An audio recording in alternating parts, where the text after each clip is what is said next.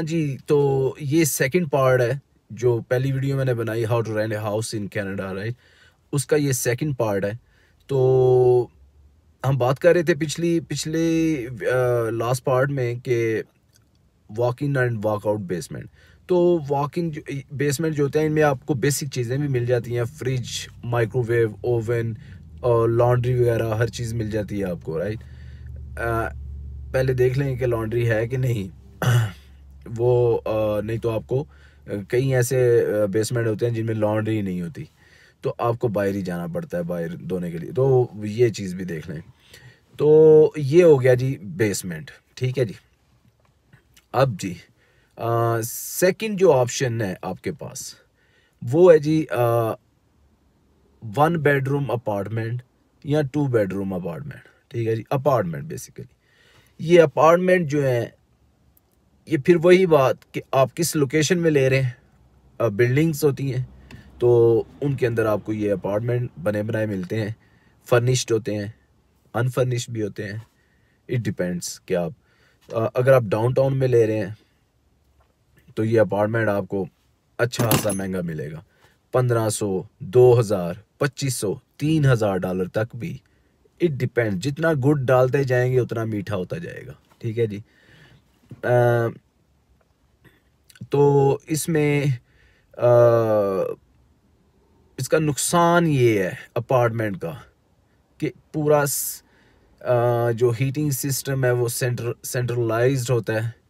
जो उसका आपके हाथ में कुछ नहीं है, उसकी जो हीटिंग है वो हर चीज़ फिक्स है, आपने वैसे ही वहाँ पे रहना है, ठीक है जी। वो पूरी बिल्डिंग का कंट्रोल जो उनके मैनेजमेंट है उनके हाथ में है, आपको वो जो आपको कंट्रोल है वो नहीं मिलता, ठीक है। तो इसका ये थोड़ा सा डिसएडवांटेज आप कह लें। बाकी बड़े बड़े अच्छे फर्निश्ड अपार्टमेंट हैं, महंगे होते हैं, काफ़ी एक्सपेंसिव हैं। अगर आप डाउनटाउन लेंगे तो और महंगा मिलेगा। अच्छा, कुछ लोग क्या करते हैं कि फिर वो ले लेते हैं इसलिए कि अगर वो कहीं दूर लेते हैं तो ट्रांसपोर्ट का भी तो खर्चा है ना, उनको ट्रांसपोर्ट का भी खर्चा पड़ता है, ठीक है जी। तो इसलिए फिर वो कोशिश करते हैं, वो क्या करते हैं कि वो डाउनटाउन में ले लेते हैं, महंगा ले लेते हैं, फिर उन्हें मूव ना ट्रांसपोर्ट की ज़रूरत पड़ती है ना, क्योंकि हर चीज़ उनके आसपास है बिल्कुल, ठीक है। तो ये उसमें कई लोग इस तरह सोचते हैं। हर इंसान की अपनी सोच है कि जैसे मैं अपना बताऊं तो मैं बिल्डिंग्स में नहीं रह सकता, मुझे नहीं, मज़ा नहीं आता मुझे खुले खुले घरों में, मतलब वहाँ पे मैं अपने आप को ठीक फील करता हूँ। तो हर इंसान की अपनी प्रायोरिटीज़ डिफरेंट होती हैं। तो आप ये भी सेकंड ऑप्शन है आपके पास कि अगर आप को ये अपार्टमेंट लेना है तो आप उसमें ले। इसमें एक और नुकसान ये होता है कि लॉन्ड्री सिस्टम जो होता है वो कॉमन एरिया पे जाके आपको करनी पड़ती है ये अपार्टमेंट में, ठीक है जी। वो भी एक हेडेक ही है। जाओ अब वहाँ पे जाके आप कॉमन एरिया में आप लॉन्ड्री कर रहे हो, थोड़ी सी इसमें आपको ये चीज़ें नहीं मिलती, ठीक है। अपार्टमेंट का इनका ये नुकसान होता है। अच्छा, फिर उसके बाद इनके कॉन्ट्रैक्ट होते हैं, 1 साल का कॉन्ट्रैक्ट करना पड़ता है इसमें, महंगे भी होते हैं, कॉन्ट्रैक्ट भी करना पड़ता है, कम से कम 2 एडवांस रेंट देने पड़ते हैं आपको, कम से कम 2 एडवांस। ज़्यादातर मैंने जो देखा है कि जो डाउनटाउन में अपार्टमेंट लेते हैं लोग, ज़्यादातर कंपनीज में जो काम करते हैं, जिनकी अच्छी जॉब्स होती हैं, मोस्टली कंपनी पे कर देती हैं उनके रेंट वगैरह। तो ऐसे लोग ज़्यादातर प्रेफर करते हैं वहाँ पे रहना। तो ज़रूरी नहीं है, हर जो भी अफोर्ड कर सकता है, डिपेंड्स कि आप अफोर्ड कर सकते हैं कि नहीं। अगर आप कर सकते हैं तो वेल एंड गुड, अच्छी ऑप्शन है ये भी। लेकिन इसकी जो एक दो चीज़ें मैंने बताई कि वो डिसएडवांटेज हैं। आपके हीटिंग सिस्टम जो है वो पूरा फिक्स होता है, आपके कंट्रोल में नहीं है। लॉन्ड्री में आपको कॉमन एरिया में जाना पड़ता है। ठीक हो गया जी। अच्छा जी, फिर ऑप्शन आ जाती है जी आपके पास कॉन्डोज। कॉन्डोज जो होते हैं वो थोड़ा सा कर लें कि अपार्टमेंट ही होता है बेसिकली। ठीक है जी। तो इसमें थोड़ी सी आपको ये चीज़ मिल जाती है कि जो हीटिंग है हर चीज़ का कंट्रोल आपके हाथ में है। सिंपल। उसमें आपको हीटिंग अपार्टमेंट में हीटिंग कंट्रोल आपके हाथ में नहीं होता। वो आप खुद फिक्स नहीं कर सकते, आपको कम करना है ज़्यादा करना है, नहीं, उसने एक ही रहना है। तो इसमें आप कर सकते हैं ये, क्योंकि हर चीज़ आपके कंट्रोल में है। लॉन्ड्री हर चीज़ आपकी है, इसमें प्राइवेसी ज़्यादा मिल जाती है आपको। तो कॉन्डो जो है ये अपार्टमेंट की ही तरह होते हैं, लेकिन ये चीज़ें आपको उसमें करने को मिल जाती हैं, ज़्यादा आपको जो है प्राइवेसी मिल जाती है। अच्छा जी, तो डिपेंड करता है जी, ये कॉन्डो भी जो है ये आप किस एरिया में ले रहे हैं। ठीक है, अगर सिटी डाउनटाउन में ले रहे हैं तो ऑब्वियसली महंगा मिलेगा, बहुत महंगा मिलेगा। अगर आप कॉन्डो किसी ऐसे एरिया में ले रहे हैं, जब मैं आया था तो मुझसे पहले मेरे भाई ने लिया हुआ था, वो कॉन्डो था और वो रेजिडेंशियल एरिया में था।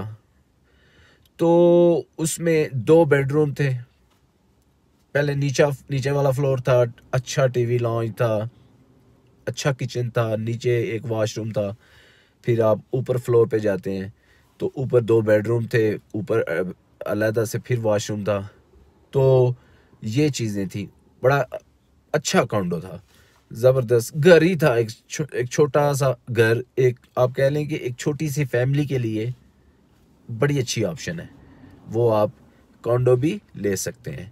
तो ये इसमें ये चीज़ें आपको अगर किसी, और वो हमें सस्ता मिला था। वो एक पाकिस्तानी था, उस जो उसका लैंडलॉर्ड था, तो उनके साथ कोई भाई का कोई ताल्लुक था, इस तरह की चीज़ें हैं। आप मैं आपको एक बात बताता चलूँ, कनाडा में ना रेफरेंस से बड़ा काम होता है। अगर आपको जॉब भी चाहिए ना तो रेफरेंस चाहिए। ठीक है जी। तो कनेक्शंस, रेफरेंस एक दूसरे के, इस तरह आप जो अपने आप को यहाँ पे जब आएँ तो कोशिश करें, तो ताल्लुकात बनाएं। अच्छी ऑप्शन, बड़ी चीप ऑप्शन भी, आपको ऑप्शन भी मिल जाती हैं। तो वो पूरा एक घर था, तो वो हमें ऑलमोस्ट $1000 में मिला। और हालांकि कॉन्डो $1000 में रेजिडेंशियल एरिया में तो भी $1400-1500 तक मिलता है। अगर आप कॉन्डो जो है किसी रेजिडेंशियल एरिया में लेते हैं, मतलब डाउनटाउन से दूर, ज़्यादा दूर नहीं, लेकिन फिर भी रेजिडेंशियल एरिया में लेते हैं तो $1500 तक आपको आराम से मिलता है। बिल शिल उसके अलावा होते हैं। ठीक है जी, $1400, $1500 कुछ जो है वो इंक्लूड कर लेते हैं बिल वगैरह। इस तरह डिफरेंट ऑप्शंस हैं। आपको बात करने से है कि आपको किस तरह आप बात करते हैं, किस किस अपने लैंडलॉर्ड के साथ, आपकी उसके साथ कैसे डील होती है, ये सारी चीज़ें उसमें आ जाती हैं।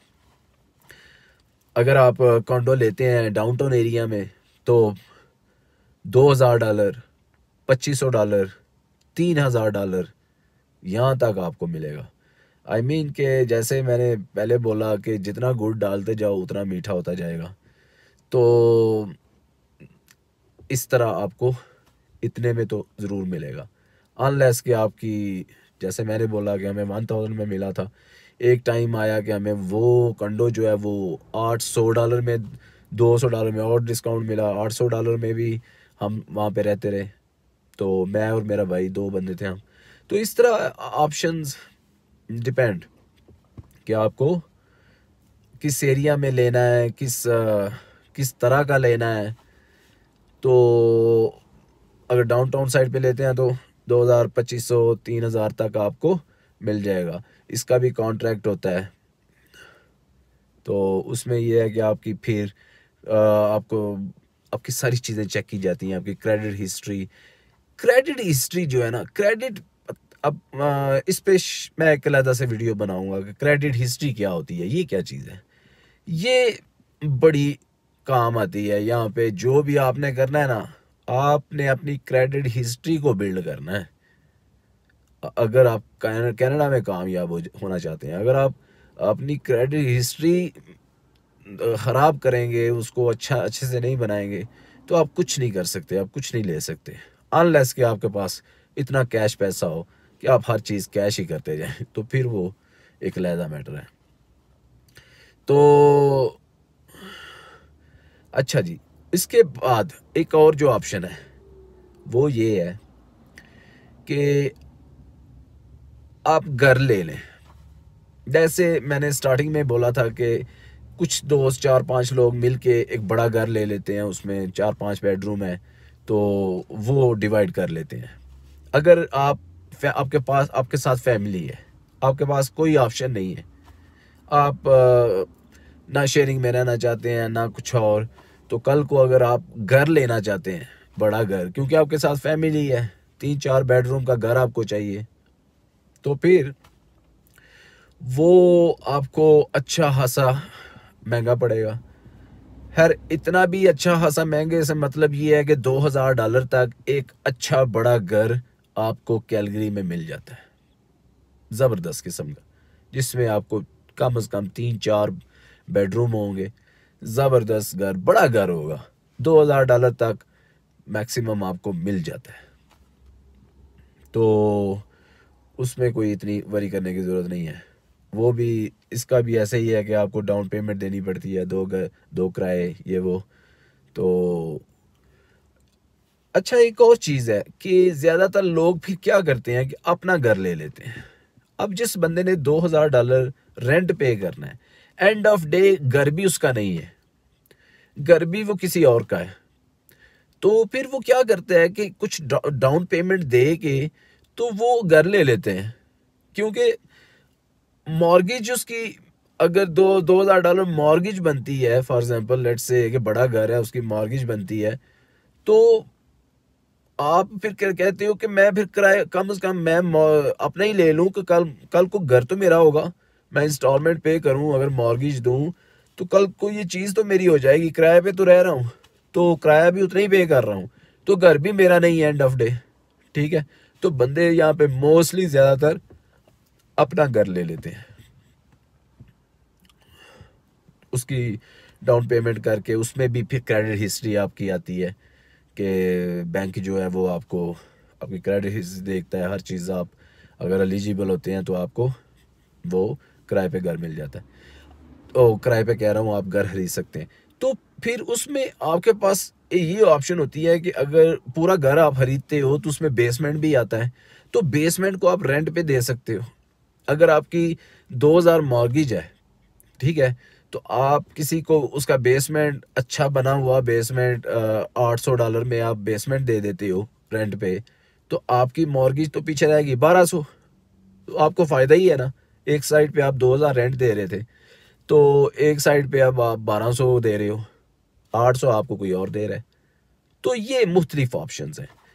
तो ये उनके लिए जिनके पास और कोई ऑप्शन नहीं है, बड़ी फैमिलीज़ हैं, वो उनके बच्चे हैं, ज़्यादा हैं, 3-4-5 बेडरूम का घर उनको चाहिए, तो फिर वो ये चीज़ें कर लेते हैं। वैसे भी यहाँ पे आहिस्ता आहिस्ता जब बंदा सेटल होता है, फैमिली बनती है, सब कुछ, तो फिर आपको घर अपना लेना ही पड़ता है।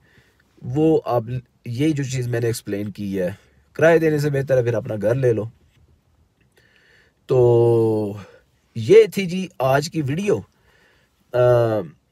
एक और चीज़ बता दूं कि जब भी एक न्यू कमर आता है ना, तो वो कोशिश करे कि मेट्रो स्टेशन के आसपास, किसी भी स्टेशन के आसपास घर ले, क्योंकि आते ही उसके पास ट्रांसपोर्ट तो नहीं होगी, उसको बड़ा मसला होगा। तो ट्रांसपोर्ट तो इन कंट्रीज़ की बहुत ज़बरदस्त है।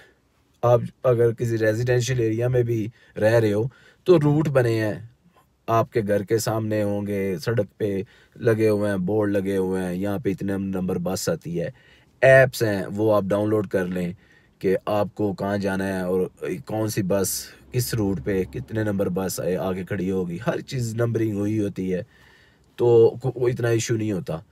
लेकिन बसों पे भी बड़ा टाइम लग जाता है। तो कोशिश करें कि जो है ना आप किसी मेट्रो स्टेशन के करीब घर लें, तो बाकी जितनी भी चीज़ें हैं, बड़े बड़े स्टोर, हर चीज़ वो तकरीबन हर एरियाज़ में बने होते हैं, उसकी आपको वरी करने की ज़रूरत नहीं है। तो उसका फ़ायदा ये होगा कि आप ट्रैवल कर सकते हैं अच्छे से। ठीक है जी, ये थी जी, ये सारा तरीका है जी कनाडा में घर लेने का, और ये ऑप्शंस होती हैं। तो उम्मीद करता हूँ कि मैंने अच्छे से आपको एक्सप्लेन किया। अगर कोई गलती होगी, कोई चीज़ रह गई हो, तो उसके लिए माफ़ी।